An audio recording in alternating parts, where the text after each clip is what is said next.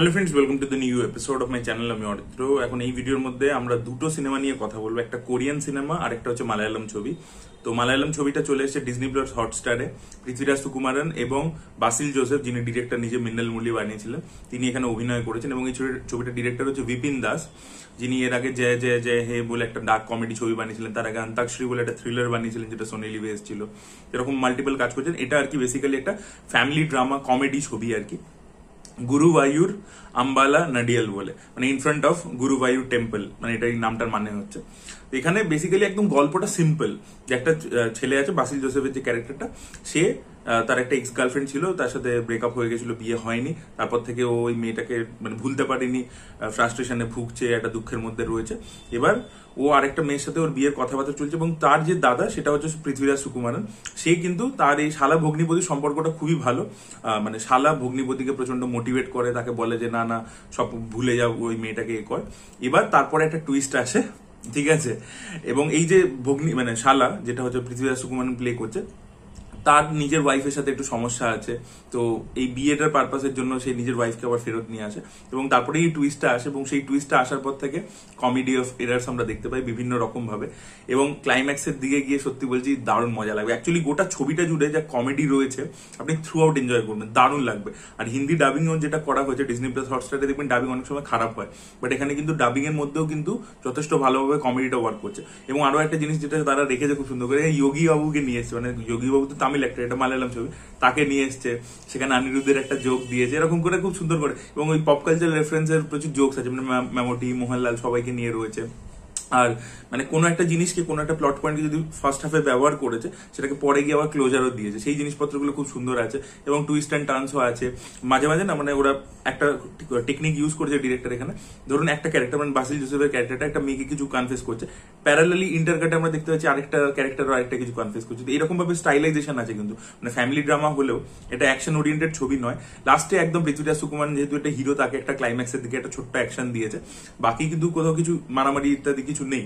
কিন্তু তবু আপনি থ্রু আউট এঙ্গেজ হয়ে থাকবেন, হাসবেন, প্রচন্ড হাসবেন, কনফিউশন ইত্যাদি। প্রত্যেকের পারফরমেন্স খুব ভালো। এবং আপনারা যদি জয় জয় জয় হে দেখে থাকেন, ওখানেও দেখবেন কিছু অ্যাবসার্ড সিচুয়েশন দিয়ে যে হিউমারটা তৈরি করেছিল, সেটা এটার মধ্যেও রয়েছে। তো দারুণ মজা লাগবে। হয়তো গল্প একদম সিম্পল, কিন্তু থ্রু আউট যতক্ষণ 2 ঘন্টা 12 মিনিটের ছবি যখন দেখবেন, হেসে জাস্ট লোটপোট করবেন, এবং একটা মানে স্মাইল নিয়ে আর কি ছবিটা শেষ করবেন আর কি। তো অবশ্যই হাইলি রেকমেন্ড করবো ছবিটা, দেখুন, আপনাদের ভালো লাগবে।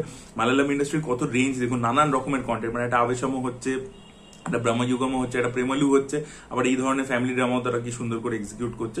এবং ছবিটার মধ্যে কিন্তু ফ্যামিলি ড্রামা হলেও প্রোডাকশন স্কেল আছে, কিন্তু গল্পটা মাল্টিপল জায়গাতে লোকেশনে শিফট করছে। এবং লাস্টে যে মন্দিরের মধ্যে হচ্ছে, সেখানেও প্রচুর ক্যারেক্টার্সকে এক জায়গায় নিয়ে এসে, যেরকম প্রিয়দর্শন যেভাবে করতো, প্রিয়দর্শন যেহেতু নিজেও মালায়ালাম ডিরেক্টর আর কি, তিনি যেভাবে স্টেজিং করতেন সবকটা ক্যারেক্টারকে এক জায়গায় এনে, সেই টাইপের একটা স্টেজিং আপনারা ক্লাইম্যাক্সের দিকে দেখতে পাবেন, সেটাও বেশ ভালো ছিল।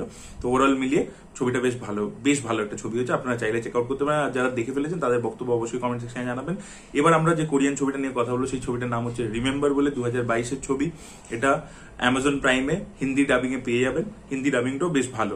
এবার এটা বেসিক্যালি 2015 একটা ক্যানাডিয়ান ছবির রিমেক। এবার ক্যানাডিয়ান ছবিটা আমি দেখিনি, ওটার ব্যাপারে পড়লাম, ক্রিস্টোফার পামারও ছিল, বাট আমি দেখিনি। এবার এই রিমেম্বার ছবিটা ওয়ান টাইম ওয়াচ, ঠিক আছে। আমি বলবো না কোনো এক্সট্রাঅর্ডিনারি কোরিয়ান ছবি হয়েছে, but it's a decent watch. আপনার যদি থ্রিলার ছবির ফ্যান হন তাহলে দেখতে পারেন। It's basically revenge drama. ছবিটার মধ্যে দুটো অ্যাসপেক্ট যে কারণের জন্য ছবিটা দেখা যায়, দুটো খুবই পজিটিভ স্ট্রংগেস্ট পয়েন্ট রয়েছে। একটা হচ্ছে, এখানে আমরা বেসিক্যালি গল্পটা আপনাদেরকে একটু করে বলে দিই। একটা লোক যার অ্যালজাইমার্স আছে, সে ধীরে ধীরে ভুলে যাচ্ছে, তার ওয়াইফ রিসেন্টলি মারা গেছে, ছেলেমেয়েরা সবাই ওয়েল সেটেল, সেই লোকটা বুড়ো বয়সেও কাজ করে একটা জায়গায়।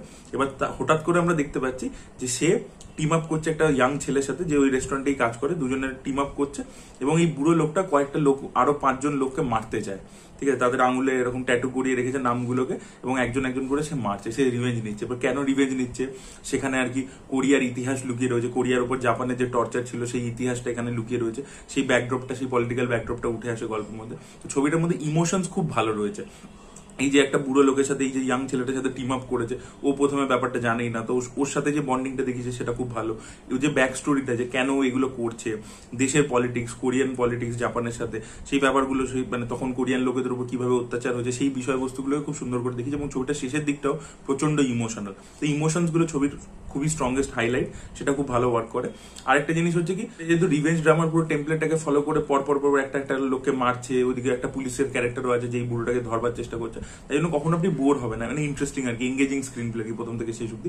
2 ঘন্টা 20 মিনিট মতো আর কি ছবিটা রান টাইম কাছাকাছি, তো এঙ্গেজ হয়ে থাকবেন আর কি। বাট ছবিটার প্রবলেম হচ্ছে এই যে অ্যালজাইমার্স এই ক্যারেক্টারটাকে দিয়েছেন, আপনি দেখবেন গজনীতেও আমির খানের যে ক্যারেক্টারটা বা যেটা সুরিয়ার গজনীও ছিল, যে ওকেও যেহেতু ওরকম শর্ট টার্ম মেমোরি লস দিয়েছিল, ওটা কিন্তু ও রিভেঞ্জের পথে কাঁটা হয়ে দাঁড়াচ্ছে।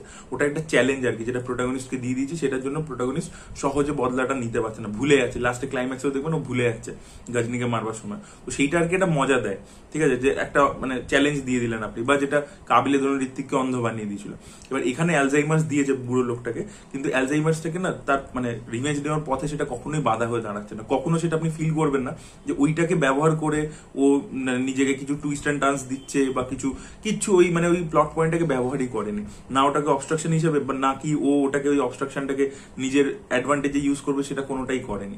তো সেটা আর কি একটা বোকা বোকা লেগেছে। আর দ্বিতীয় হচ্ছে কি, ও যে খুনগুলো করছে, ও তো বয়স হয়ে গেছে লোকটার, তো যদি ইন্টারেস্টিং ভাবে মার্ডার্স গুলো হতো একটু বুদ্ধি টুদ্ধি লাগিয়ে, তাহলে জিনিসটা দেখতে আরো ইন্টারেস্টিং হতো। মানে মার্ডার্স গুলো আর কি যেভাবে করছে সেগুলো খুব সিম্পল, মানে যাচ্ছে গুলি মেরে মেরে দিচ্ছে, সেগুলোর মধ্যে না কোনো বুদ্ধির খেলা নেই আর কি। ওই ক্যাট অ্যান্ড মাউস একটা চেস যদি পুলিশের সাথেও হতো, তারপরে ও একটা লোককে খুব ইনোভেটিভ টেকনিক ইউজ করে করে মারছে, সেটা যদি হতো তাহলে জিনিসটা দেখতে আরো ইন্টারেস্টিং লাগতো। তবে ওয়ান টাইম ডিসেন্ট ওয়াচ আর কি, যখন দেখতে বসবেন এটা নর্মাল রিভেঞ্জ যখন যদি আপনাদের দেখতে ভালো লাগে তাহলে আপনার ভালো লাগবে। ইমোশনাল কোশ্চেনটা খুব শক্ত মানে স্ট্রং আর কি। তো অ্যামাজন প্রাইমে অ্যাভেলেবেল আছে রিমেম্বার বলে ছবিটা। সো এই দুটো ছবি নিয়ে কথা বলা ছিল। তো আপনারা যদি দেখেছেন বলুন, কমেন্ট সেকশনে ফিডব্যাক জানান, আর যদি না দেখে থাকেন এই দুটো ছবি দেখতে পারেন। তো that was it, thank you so much, bye by.